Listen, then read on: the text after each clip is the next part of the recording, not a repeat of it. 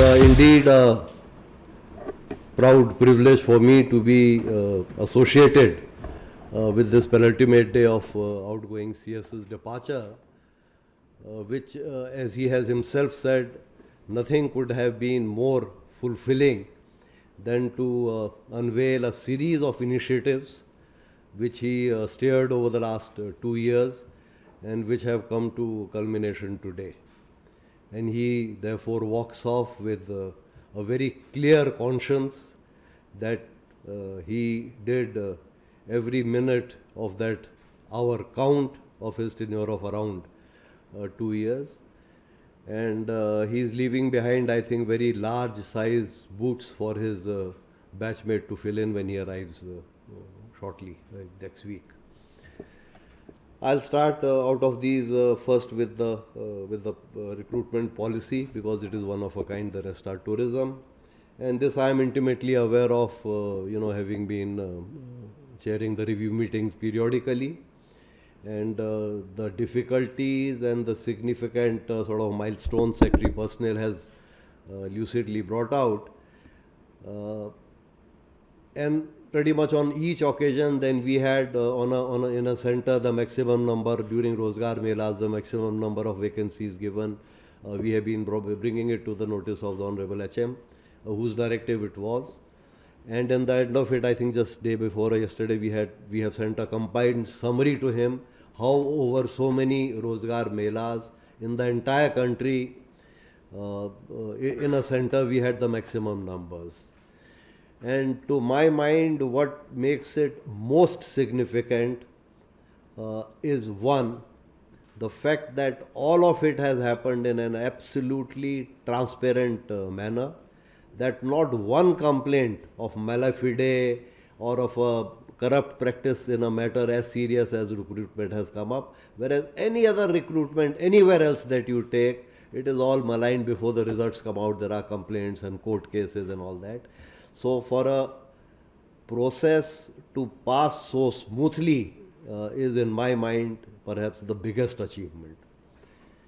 And the second biggest achievement to me, I think, is that being a very small UT with very limited resources, even to fill our own vacancies, we were dependent on resources of external agencies like NIC, like SSBs, who had competing requirements from elsewhere, and therefore to be able to marshal their resources for our requirement against competing requirements of bigger entities, more sort of bigger UTs, bigger states, so on and so forth, is again the second biggest achievement, I think. And in a very time-bound manner, we have pretty much met the expectation from us, because from day one we had taken it up. That is so far as we are concerned, it is as good, if not better, bigger than a PM's flagship scheme. So again, very well done to you. Under your leadership it was unfolded, and to your entire team, particularly of the personnel department headed by Secretary Personnel, and on given occasions, for whatever it is worth, we have been recognizing their contribution by way of commendation certificates and so on and so forth, but that is only symbolic. Insofar, every individual himself knows, as the CSS said on the day of that he is literally attending his last function, that it is at the end of the day the job satisfaction, the conscience that one carries back, that he has contributed, that he made every minute of the unforgiving hour count. Now coming to the tourism policies, yes, absolutely very unique and outstanding products. My next concern, I think, is when I'll tell your relief when he comes and sees me the first time, as to how to publicize them, how to get the maximum mileage out of them. Birding, for example, I recall this was the PM's personal sort of, he had led us down this path, that this is a niche tourism area, and like it has been brought out, very few countries have it, and the product is outstanding. And it has been produced at some 200-300 rupees per page and all that. I mean, that is incidental. But how to bring it at the level of national conscience and beyond that. So we have to now put in our efforts, maybe have online sort of versions of these and publicize them. Similarly, caravan, luxury glamping or luxury camping, etc. These have got immense implications, and the other initiative of ours through the PPP route, 5-star, this, that, other, these are long lead items. They'll all happen. We've got plenty of real estate. We got 836 islands. Well, I mean, many of them cannot be sort of developed on tourism. But even if you take 1/4 that number, we have got potential to keep ourselves, our successors, tourists, their successors, occupied for perhaps the next 200 years. We got so much of potential untapped. And that is because our starting point was so low. I mean, we have in earnest started off really just around 8-9 years ago, 7-8 years ago. Prior to that, in a sense, the active policy unwritten of the government insofar as ANN Islands was concerned was to discourage tourism, including Indian tourists. So you had so many islands, RAP'd, and you had the whole arrival RAP'd, and so many islands that you can't go, this, that, other, and all that. So it is now gradually changing, and because we had such a low start off point, I mean, it's a blank canvas.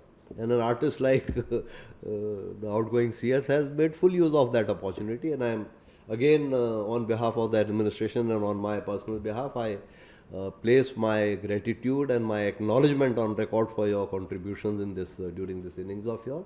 And this has all happened with limited resources, with very few officers, and constant battle has been into holding on to the officers, their seniority levels. There are board transfers happening out of here, transfers not coming in. So managing all those conflicts and yet being able to produce what you have done today, amongst other things, is indeed a great achievement, and my congratulations. We start with the bird watching policy, sir. Andaman Nicobar Island is one of the 34 hotspots in the world as declared by IUCN, sir. We have 218 endemic species here, and to capitalize on these natural resources, sir, we are by this policy trying to develop a very niche tourism, sir, which is responsible and sustainable, low impact on the sensitive ecosystem of these islands, sir. In this, sir, we have dwelt on the identification of the birding trails, developing amenities in the trails, sir, and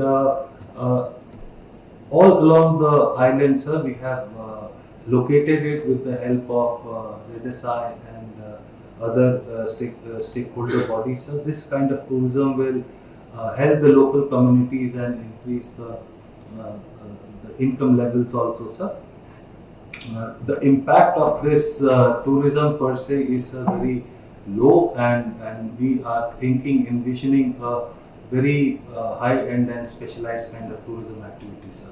So the next policy, sir, is the luxury tent policy, sir. In this, once again, it's a low-impact sustainable tourism initiative, basically aimed at promoting eco-tourism with providing luxury facilities to the tourist. And the policy envisages the availability of accommodations in remote areas wherein we can develop the tourist infrastructure, sir. So this will open a new avenue for tourism in areas where the ecosystems are very fragile. So the next policy, sir, which we are unveiling today is the Caravan policy, sir. This is about harnessing the potential of eco-tourism, sir, and this is a mobile accommodation policy, sir, in which we are intending to develop caravan parks in the commercial areas and commercial land, sir, and basically this will give an opportunity to the tourists to have a very immersive kind of an experience, which will be new to the tourism sector in Andaman, sir, and this will open a new venue, new sector, I would say, sir. In this, after the notification of the policy, sir, I would like to intimate the gathering here, sir, that 2 caravans of Mercedes-Benz have arrived in the island, sir. So that is one, sir. Lastly, sir, we are owned by who? Some locals, sir. I will have to check. New ones, sir. Benz.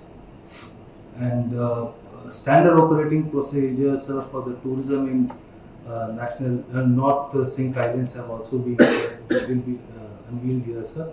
So we are opening the island, sir, with a carrying capacity of 428 persons, of which 372 of them would be tourists, sir.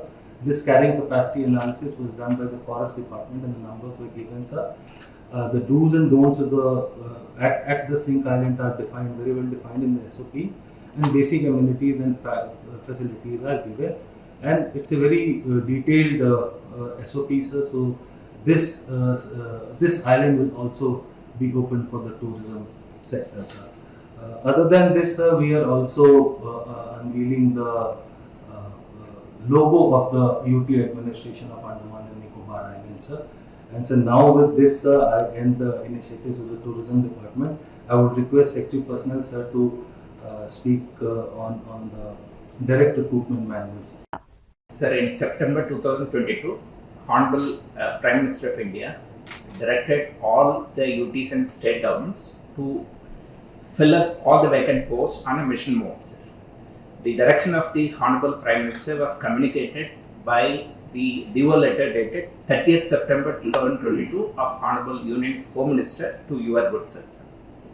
So thereafter, under the leadership of Chief Secretary, sir, so we did not have even database about what is the total number of sanctioned posts, how many posts have been abolished, how many posts are deemed abolished, whether RRs were in place. So all the exercise was completed in about 3 to 4 months, sir, preparatory time. And we arrived at the total sanctioned post of 33,133, sir. And around 26,840 were filled up at that point of time. And sir, you took a detailed review meeting in this August gathering, sir, on 12th May 2023.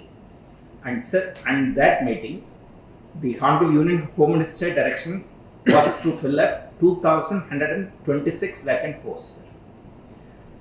At your level, sir, the review, it was finalized that we will recruit in a time-bound manner, transparently, fairly, through open competitive exam, 5,246 posts.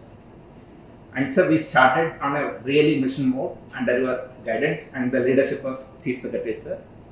Sir, in the first Rozgar Mela held thereafter at the national level, that is on the 26th of September 2023, we were number 1 in the country in terms of the total number of, maximum number of appointment given in a single center, 876. In the second Rozgar Mela held on 30th of November 2023, sir, 287 posts were filled up. We were number 3 in the country, sir. And under your direction, sir, in the next Rozgar Mela, which was held on 12th February 2024, we were number 1 in the country by giving offer of appointment to 2,721 candidates, sir. And in the last Rozgar Mela, sir, again we were number 1 in the country. It was held on 29th of October 2024, sir. 1,074 candidates were filled up, sir. Sir, and I can proudly tell that whatever the commitment you gave to the Honorable Union Home Minister, that was 5,246. Today, in the last 1.5 years, sir, we have filled up 5,414 vacant posts, sir. Sir, it was a very monumental exercise, sir. So, Chief Secretary, sir, directed every success story need to be documented, because in government, sir, that was missing, like, you know, it should not be a one-time wonder.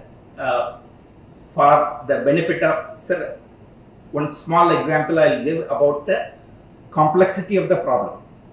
So, in the second biggest competitive exam we held, there were 2,721 posts, total number of vacancies, consisting of 229 different categories of posts with different RR, different qualifications, and 42 different departments, around 80,000 applications.